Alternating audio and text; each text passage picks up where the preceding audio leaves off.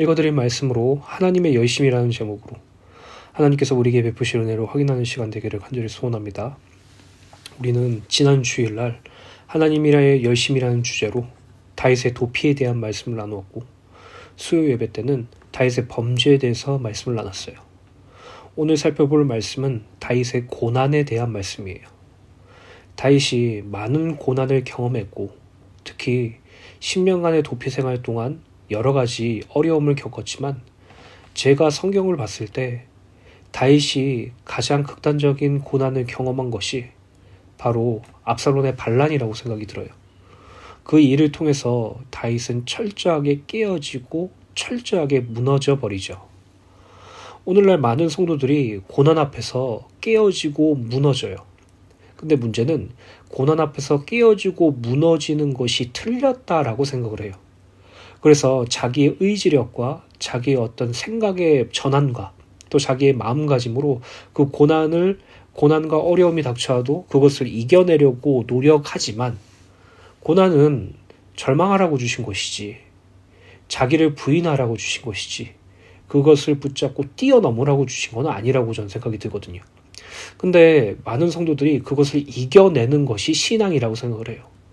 여러분, 고난을 통해서, 아니 여러분들의 일상생활 속에서, 또 여러분들이 기쁜 일을 통해서 여러분들이 신앙이 하나님만 의지하는 신앙이 되는 것이 정상적이지, 어떤 고난을 이겨내고 시험을 이겨내고 문제를 이겨내고 어려움을 이겨내서 내가 이렇게 믿음과 신앙이 뛰어난 사람이라고 증명하는 것이, 저는 그거에 하나님께서 주신 그 목적이 아니라고 생각이 들어요. 그런데 오늘날의 많은 성도들은 그것을 이겨내려고 하거나 그것이 내게 없다는 투로 생활하기도 하죠. 혹시라도 고난과 어려움이 계신 분이 계십니까? 슬피 울 수도 있어요. 또 절망할 수도 있어요. 근데 그게 비정상적인 게 아니에요.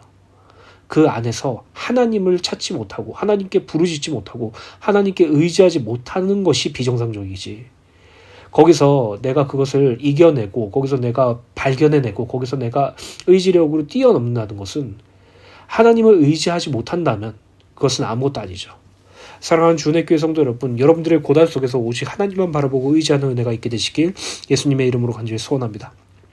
사무엘하 12장 7절부터 12절에 보면 다윗의 범죄로 말미암아 하나님께서 다윗에게 앞으로 행할 일들에 대해서 말씀하시죠.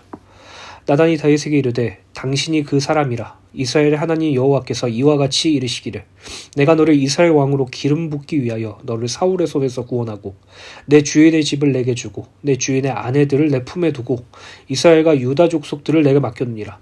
만일 그것이 부족하였을 것 같으면 내가 내게 이것저것을 더여 주었으리라. 그러한데 어찌하여 내가 여호와의 말씀을 업신여기고 나 보기에 악을 행하였느냐. 내가 칼로 햇사람 우리아를 치되 암몬 자손의 칼로 죽이고 그 아내를 빼앗아 내 아내로 삼았도다. 이제 내가 나를 업신여기고 햇사람 우리아의 아내를 빼앗아 내 아내로 삼았은즉 칼이 내 집에서 영원토록 떠나지 아니하리라 하셨고, 여호와께서 또 이와 같이 이르시기를, 보라, 내가 너와 내 집에 재앙을 일으키고 내가 내 눈앞에서 내 아내를 빼앗아 내 이웃들에게 주리니 그 사람들이 내 아내들과 더불어 백주에 동침하리라.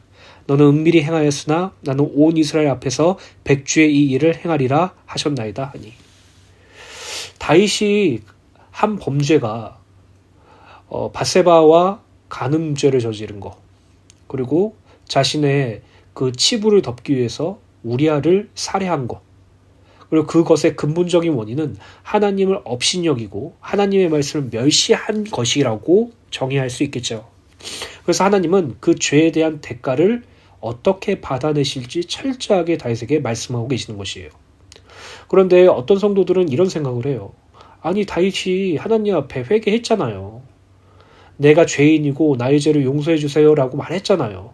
나단 선지자를 통해서 하나님께서 내 죄를 용서하였다라고 말하는데 왜 이런 무서운 재앙들과 왜 이런 끔찍한 고난들을 다윗에게 주시죠? 라고 생각을 해요. 아니, 죄 해결 받았잖아요. 회개했잖아요. 그러면 그 죄에 대한 용서를 받았으면 그 이후에 있을 그 재앙들도 하나님께서 없애주셔야지, 왜 용서했음에도 불구하고 그 재앙들을 허락하셨을까요? 이렇게 질문하는 사람들이 많아요. 여러분, 하나님은요, 공의의 하나님이죠. 죄와 절대 함께 할 수 없으시고 죄의 대가를 반드시 치르는 분이세요.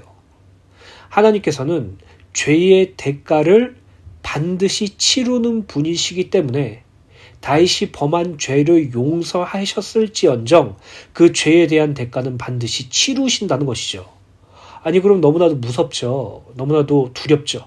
우리도 혹시 범죄를 지으면 하나님께서 우리의 죄에 대한 대가를 치르시는 것일까? 우리는 예수님의 피로 구원받아서 죄사함을 받았는데 우리가 혹시라도 범죄를 짓거나 불순종하면 거기에 대한 대가를 하나님께서 반드시 치르시는 그런 공의로우신 하나님입니까? 아니에요, 여러분.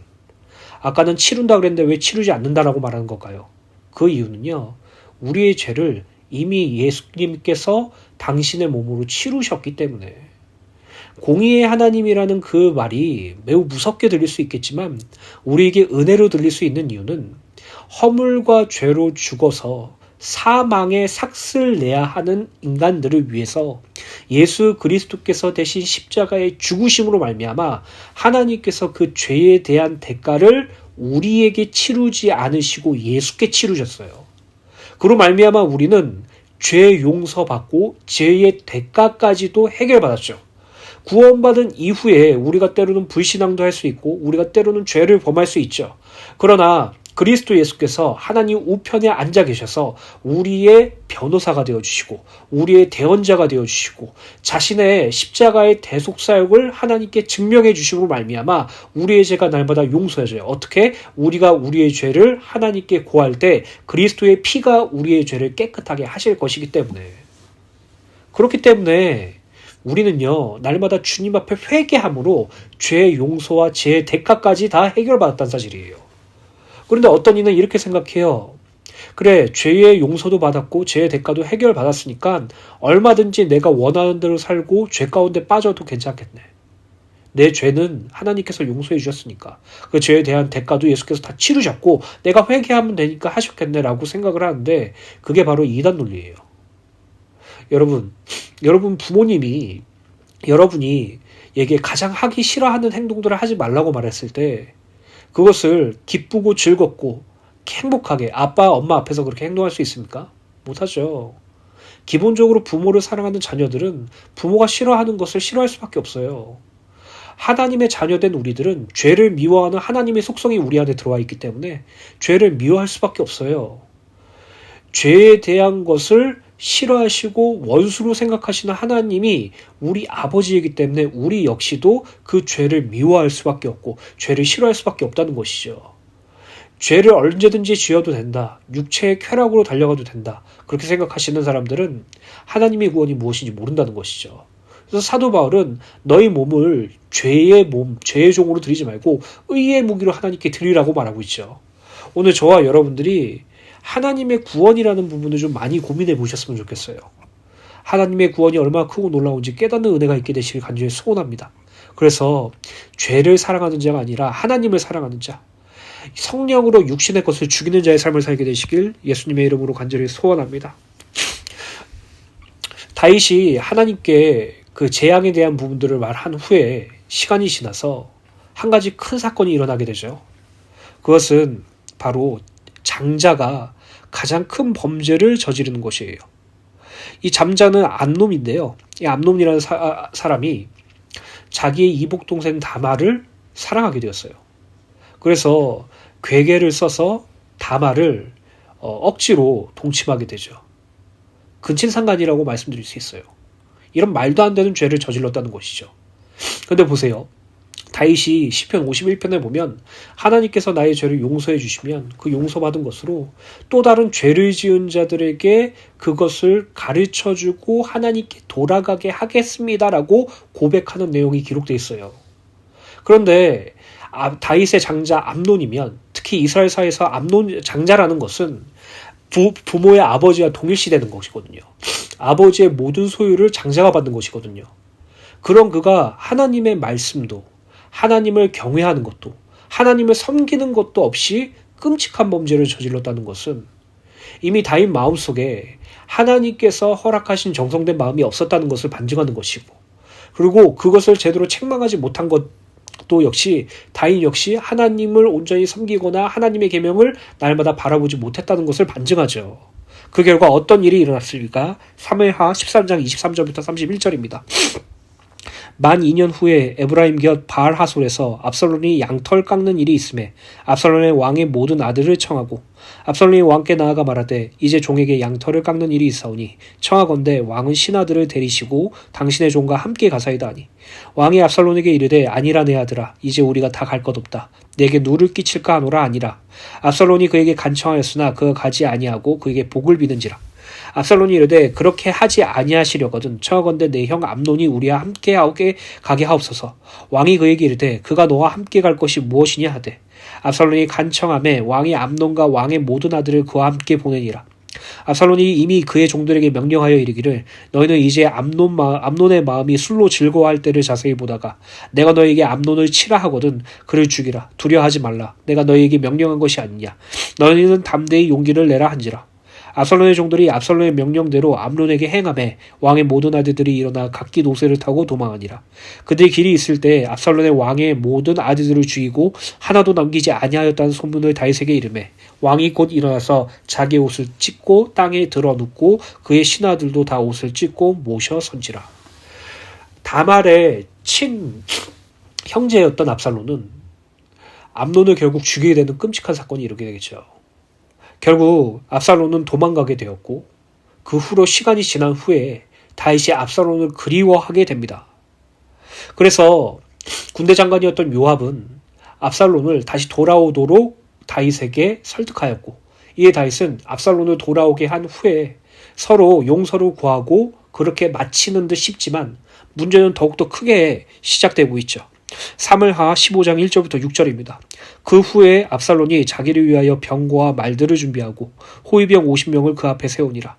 압살롬이 일찍 일어나 성문길 곁에 서서 어떤 사람이든지 송사가 있어 왕에게 재판을 청하러 올 때 그 사람을 불러 이르되 너는 어떤 성읍 사람이냐 하니 그 사람의 대답이 종은 이스라엘 아무 지파에 속하였나이다 하며 압살롬이 그에게 이르기를 보라 내 일이 옳고 바르다마는 내 송사를 들을 사람을 왕께서 세우지 아니하셨다 하고 또 압살롬이 이르기를 내가 이 땅에서 재판관이 되고 누구든지 송사나 재판할 일이 있어 내게로 오는 자에게 내가 정의 베풀기를 원하노라 하고 사람이 가까이 와서 그에게 절하고 하려고 하면 압살롬이 손을 펴서 그 사람을 붙들고 그에게 입을 맞추니 이스라엘 무리 중에 왕께 재판을 청하러 오는 자마다 압살롬의 행함이 이와 같아서 이스라엘 사람의 마음을 압살롬이 훔치니라 라고 했어요.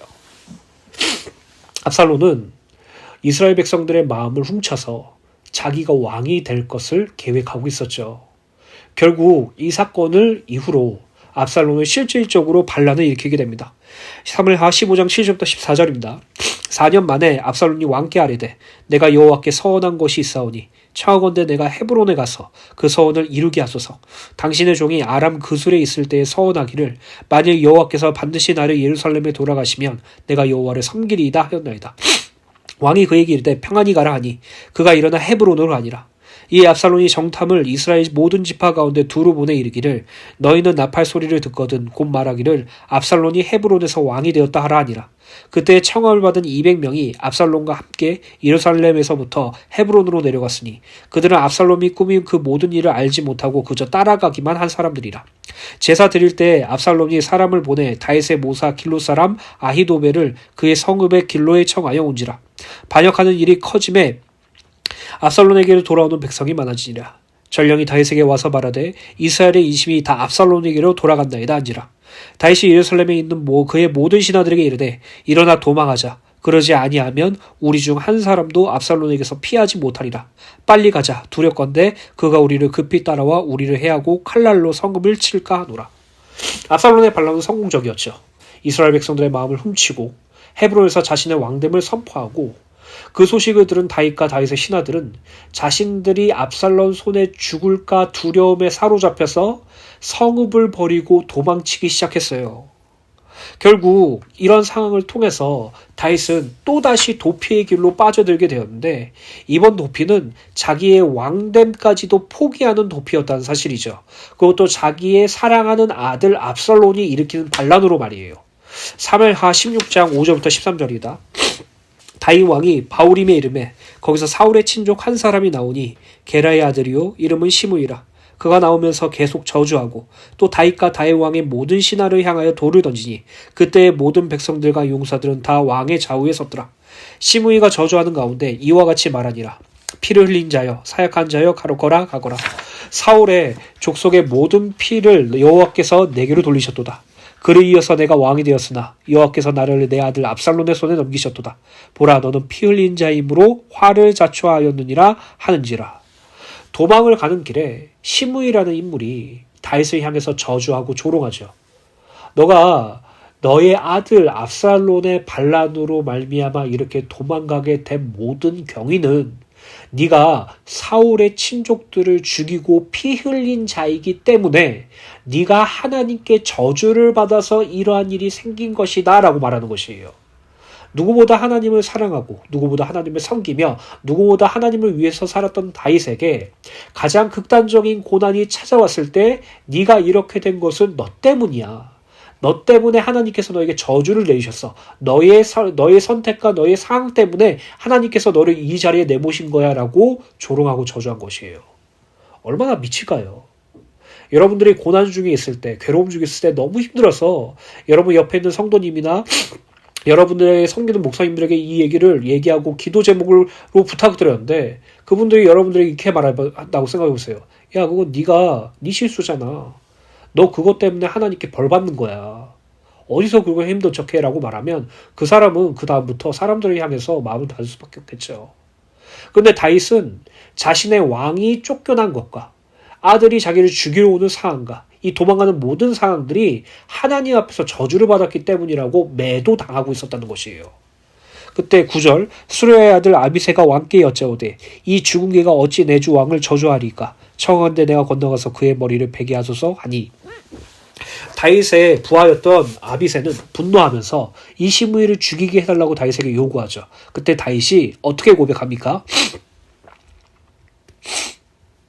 10절에 왕이 이르되 수르야의 아들들아 내가 너희와 무슨 상관이 있느냐 그가 저주하는 것은 여호와께서 그에게 다윗을 저주하라 하심니 내가 어찌 그리하였느냐 할 자가 누구겠느냐 하고 또 다윗이 아비새와 모든 신하들에게 이르되 내 몸에서 난 아들도 내 생명을 해하려 하거든 하물며 이 베냐민 사람이냐 여호와께서 그에게 명령하신 것이니 그가 저주하게 내버려두라. 혹시 여호와께서 나의 원통함을 감찰하시리니 오늘 그 저주 때문에 여호와께서 선으로 내게 갚아주시리라 하고 다윗과 그의 추종자들이 길을 갈 때 시므이는 산비탈을 따라가면서 저주하고 그를 향하여 돌을 던지며 먼지를 날리더라. 다윗은 뭐라고 고백합니까? 하나님이 시므이를 통해서 나에게 저주하라고 시킨 거야. 그걸 내가 왜 막을 수 있겠어? 그걸 내가 왜 거부할 수 있겠어? 하나님이 하신 것인데. 이 말은 어떤 의미를 가지고 있냐면요.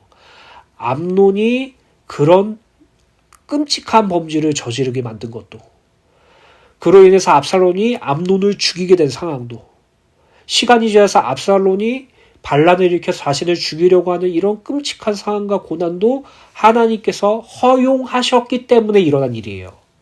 하나님께서 그것을 조장하신 것이 아니라 하나님께서 그들이 죄에 걸려 넘어짐에도 불구하고 그들의 믿음과 신앙을 보호해 주시는 것이 아니라 허용해 주셨기 때문에 오늘 여러분들이 고난이 찾아올 때 이런 생각이 들죠. 내가 하나님께 잘못했나? 내가 불신앙해서 그런가? 내가 믿음의 선택을 하지 않고 내 선택을 해서 그런가? 하나님께서 나의 잘못을 지적하시기 위해서 고난을 주시는가? 아니에요, 여러분. 하나님은 여러분들에게 잘못했기에 고난 주시는 분이 아니라 하나님만 의지하도록 만들기 위해서 고난을 허용하신 것이에요. 사탄은 끊임없이 고난과 어려움을 통해서 우리를 실족하게 하려고 넘어뜨려요. 욥을 보세요. 욥의 모든 소유를 다 쳐버리고 욥의 가족들까지 죽여버리고 욥의 몸에 여러 가지 심각한 질병이 생기게 되고 심지어 욥의 아내도 하나님을 저주하고 죽으라라고 하였을 때 그것을 하나님께서 조장하셨나요? 아니죠. 사탄에게 허용했죠. 그가 진정한 의인인지 아닌지 시험해 보기 위해서. 그러나 욥이 그것을 통해서 하나님을 원망했나요? 하나님을 원망하지 않았죠. 그러나 자기의 의인됨을 끝까지 포기하지 못했죠. 그것을 하나님께서 내려놓게 하기 위해서 그것을 허용해 주셨어요. 이것도 그 허용에 마찬가지예요. 오늘날 저와 여러분들이 내가 잘못해서 하나님께 벌 받는다는 생각을 하지 마세요. 하나님은요, 여러분들에게 허락하신 고난을 잘못해서 주신 것이 아니라 사랑해서 주신 것이고요. 여러분들이 그것에 대한 대가를 치르기 위해서 하나님께서 주신 것이 아니라 그 일을 통해서 하나님만 바라보고 의지하도록 만드신 것이에요. 그래서 여러분, 구원받은 성도가 신앙생활을 하면서 나는 믿음이 없어요. 나는 신앙이 없어요. 나는 구원을 받은지도 잘 모르겠어라고 고민하시잖아요. 그런 분들이 고난과 어려움이 당했을 때 그 사람들이 하나님께만 부르신다면 그 사람은 구원받은 거 맞아요.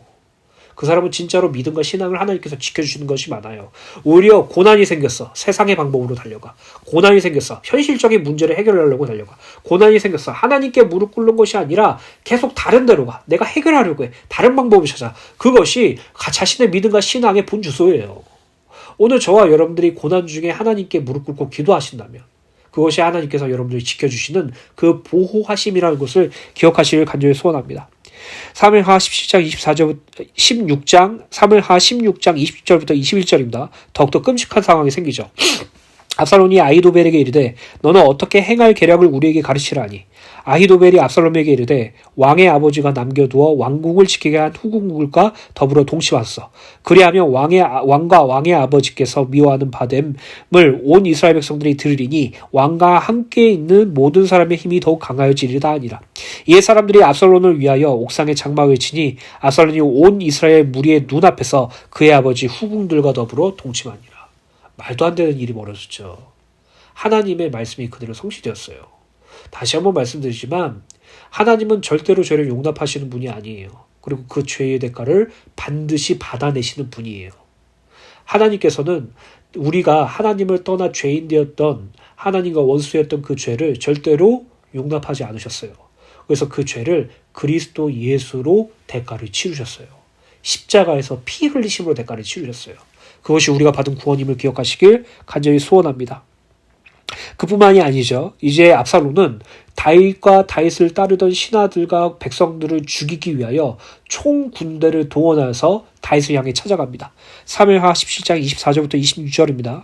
이에 다윗은 마나하임에 이르고 압살롬은 모든 이스라엘 사람과 함께 요단을 건너니라.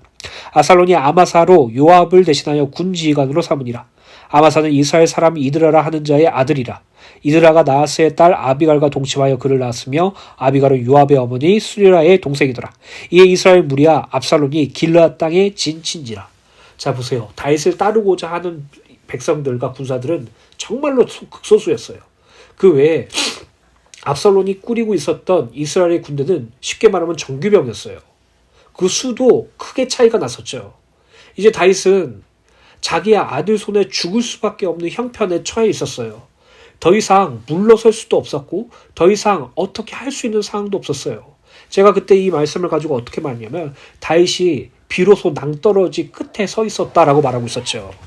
그러한 상황 속에서 다윗은 어떠한 삶을 살았습니까? 그러한 상황 속에서 다윗은 어떠한 행동을 했습니까? 바로 시편 61편 1절부터 4절.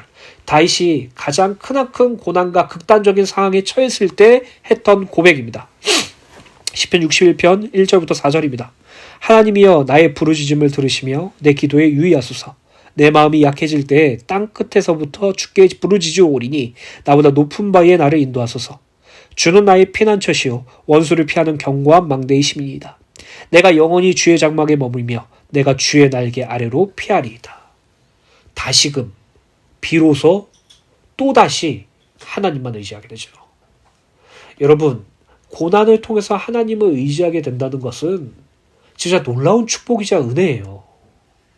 우리가 이 땅에 살아가면서 우리 자신을 위하여 살고 우리 자신을 의지하고 살고 세상을 사랑하고 세상의 것을 의지하고 살려고 하는 그 수많은 불신앙 속에서 하나님은 고난을 허용하심으로써 우리가 비록 육신적으로 정신적으로 괴로울지언정 그 안에서 본질을 회복해 나가는 하나님만 의지하고 하나님만 간구하며 예수 그리스도만 의지하는 그 삶을 살도록 해주시는 것이죠. 근데 우리는 이 세상의 삶이 너무나도 좋아. 이 세상의 삶에 안정되게 살고 싶어. 이 세상에서 행복하게 살고 싶어. 근데 고난이 왔네. 근데 문제가 왔네. 근데 어려움이 왔네. 그러면 신앙도 포기하고 싶고 하나님이 원망하게 되는 거죠. 이미 우리는 고난을 대처하게 되는 그 상황에서 우리의 신앙이 낱낱이 드러나는 것이에요. 그래도 하나님께서는 끊임없이 우리를 설득하시고 끊임없이 우리를 붙잡아 주시고 인도하여 주셔서 비로소 결국 하나님만 의지하는 자리까지 이끌어 가신다는 것이죠. 그리고 여러분, 하나님만 진정으로 의지하는 삶이 얼마나 안정되고 평안하고 기쁜지 하나님은 깨닫게 해주세요. 오늘 저와 여러분들이 고난 중에 하나님께 부르짖고 여러분들의 마음이 약해질 때 하나님께 날마다 부르짖는 그 축복이 날마다 인도해 주시길 간절히 소원합니다. 그뿐만이 아니죠. 시편 62편 1절부터 8절입니다. 다윗이 압살롬에게 잡혀 죽을 위기에 처했을 때 했던 고백이죠. 나의 영혼이 잠잠히 하나님만 바라며 나의 구원이 그에게서 나온도다. 오직 그만이 나의 반석이시오 나의 구원이시니 내가 크게 흔들리지 아니하리로다. 넘어지는 담과 흔들리는 울타리 같이 사람을 죽이려고 너희가 일제히 공격하기를 언제까지 하려느냐. 그들이 그를 그의 높은 자리에 떨어뜨리기만 꾀하고 거짓을 즐겨하니 너희가 일제히 하니 입으로는 축복이요 속으로는 저주로다. 나의 영혼아 잠잠히 하나님만 바라라. 무릇 나의 소망이 그로부터 나온도다. 오직 그만이 나의 반석이시오 나의 구원이시오 나의 요새시니 내가 흔들리지 아니하리로다. 나의 구원과 영광이 하나님께 있으며 내 힘과 반석과 피난처도 하나님께 있도다. 백성들아 시시로 그를 의지하고 그의 앞에 마음을 토하라. 하나님은 우리의 피난처시로다. 여러분, 하나님은요 여러분들의 고난 속에서 이 고백을 받아내세요. 그래서 정말 여러분들의 어려움 중에 계실 때, 여러분들이 정말 고난의 절망 중에 계실 때 시편 62편 5절부터 8절 말씀을 계속 묵상하세요. 다시 한번 읽어드리겠습니다. 나의 영혼아 잠잠히 하나님만 바라라. 무릇 나의 소망이 그로부터 나온도다. 오직 그만이 나의 반석이시오 나의 구원이시오 나의 요새시니 내가 흔들리지 아니하리로다. 나의 구원과 영광이 하나님께 있으며 내 힘의 반석과 피난처도 하나님께 있도다. 백성들과 시시로 그를 의지하고 그의 앞에 마음을 토하라. 하나님은 우리의 피난처시로다. 결국 다윗은 압살롬과의 전쟁에서 승리하게 되었고 압살롬이 죽음으로 인하여 크나크게 절망하고 괴로워하고 슬퍼하였고 또 여러 가지 인본주의 속에서 또 여러 가지 또 다른 범죄 속에서 있었지만 하나님은 그를 끝까지 붙잡아 주시고 그를 끝까지 인도하여 주시고 그와 끝까지 함께하여 주시고 그를 끝까지 놓지 않아 주심으로 말미암아 다윗은 하나님이 어떠한 분이신지 알 수 있었고 하나님의 구원을 날마다 경험할 수 있었으며 하나님만 의지할 수밖에 없는 신앙으로 자랄 수 있게 되었다는 것이죠. 그래서 구원받은 성도에게 있어서 가장 중요한 것은요, 하나님이 우리와 함께 하시고 하나님이 우리를 붙잡고 계시고 하나님께서 우리를 거룩하게 하시고 하나님께서 우리를 온전하게 해주신다는 사실을 믿는 믿음이에요. 하나님의 언약을 굳게 붙잡고 이 땅에 살아가는 것이에요. 지금 내 현실의 모습이 이래도 지금 내 현재의 상황이 이렇다고 해도 하나님께서 나를 온전하게 하시고 굳건하게 하시고 터를 견고하게 하실 것이라는 그 신앙을 분명하게 붙잡고 하나님의 언약을 나의 믿음으로 가져서 날마다 하나님만 의지하고 그분께 간구하는 것이 우리의 참된 신앙이라는 것이죠. 그래서 다윗은 자신의 말년에 마지막 고백을 할 때 이렇게 고백합니다. 사무엘하 22장 31절입니다. 다윗이 그 수많은 고난, 다윗의 도피를 시작해서 범죄로 시작해서 그리고 압살롬의 반란으로 인한 그 고난의 시작으로 해서 여러 가지 고난과 어려움을 경험했어도 불구하고 절대로 인정할 수밖에 없었던 고백이죠. 사무엘하 22장 31절입니다. 하나님의 도는 완전하고 여호와의 말씀은 진실하니 그가 자기에게 피하는 모든 자에게 방패시로다. 여러분 자문해 보세요. 여러분들에게 있어서 하나님의 도는 완전합니까? 여러분들의 현실과 상황 속에서 하나님의 길과 하나님의 인도하심과 하나님의 역사하심은 완전하다고 고백할 수 있습니까? 여러분들의 삶 속에서, 여러분들의 현실 속에서 하나님은 선하시고 하나님은 나에게 선을 베푸신다라는 고백에 아멘 하실 수 있습니까? 여호와의 말씀은 진실하니라고 고백했어요. 여러분들의 삶 속에서 하나님의 말씀이 여러분들에게 진실로 다가지십니까? 그것으로 설득당하고 지십니까? 그것이 여러분들에게 진리가 되어지십니까? 오늘 이 두 가지를 붙잡고 날마다 하나님께 기도하세요. 하나님, 나는 하나님의 도를 믿지 못하고 있습니다. 하나님의 선하심을 부정하고 있습니다. 현실과 상황에 날마다 매여서 그냥 이것만 빨리 해결됐으면 좋겠습니다라는 생각으로 살고 있습니다. 불쌍한 나를 붙잡아 주셔서 나에게 하나님을 향한 온전한 마음을 허락하여 주시옵소서. 또 하나님의 말씀으로 날마다 나를 설득해 주셔서 그 말씀이 나에게 진리로 진실됨으로 다가올 수 있도록 은혜를 베풀어 주시옵소서. 그리하여서 날마다 하나님께 피하는 은혜가 있게 도와주시옵소서. 이렇게 기도하는 저와 여러분들 되시기를 예수님의 이름으로 간절히 축원합니다. 결론입니다. 고린도 후서 1장 8절부터 10절입니다. 우리가 가장 존경할 수 있는 사도 바울이 어떤 고백을 했는지 다시 한번 말씀을 묵상하기를 소원합니다. 형제들아, 우리가 아시아에서 당한 환난을 너희가 모르기를 원하지 아니하노니 힘에 겹도록 심한 고난을 당하여 살소망까지 끊어지고 우리는 우리 자신이 사형 선고를 받은 줄 알았으니 이는 우리로 자기를 의지하지 말고 오직 죽은 자를 다시 살리시는 하나님만 의지하게 하려 하심이라. 그가 이같이 큰 사망에서 우리를 건지셨고 또 건지실 것이며 이후에도 건지시기를 그에게 바라노라. 사도 바울은 아시아에서 환난을 당했다고 말하죠. 사도 바울이 왜 아시아에서 환난을 당했을까요? 사도 바울이 아시아에서 불신앙하고 복음을 증거하는 것이 아니라 자기를 위해서 살고 또 사도 바울이 세상의 쾌락을 맛보고 있어서 하나님께서 그에게 환난을 허락하셨을까요? 아니죠. 사도 바울이 당한 환난은요, 복음을 증거하다가 오는 핍박과 환난을 의미해요. 복음을 증거하다가 오는 여러 가지 고난 등을 의미해요. 그 핍박과 환난, 고난이 너무나도 심각해서 살 소망까지 끊어졌고 우리는 이 고난과 핍박과 환난을 통해서 우리는 그냥 죽었구나, 사형 선고를 당했구나라고 생각할 수밖에 없을 정도로 심각했다라는 것이죠. 근데 그 고난이 하나님께서 어떻게 바꿔주셨습니까? 그 고난을 통해서 바울 자신을 의지하는 삶을 버리게 하시고 오직 하나님만 의지하는 자리로 이끄셨다고 말하죠. 그 후에 바울은 이렇게 해요. 하나님께서는 과거에도 항상 나를 지켜주시고 건져주셨습니다. 하나님은 지금도 항상 나를 지켜주시고 건져주십니다. 하나님은 앞으로도 나를 지켜주시고 건져주실 것입니다. 이렇게 고백해요. 오늘 고난 중에 계신 여러분들, 하나님을 의지한다는 것이 무엇인지 경험하는 축복이 있게 되기를 예수님의 이름으로 축원합니다.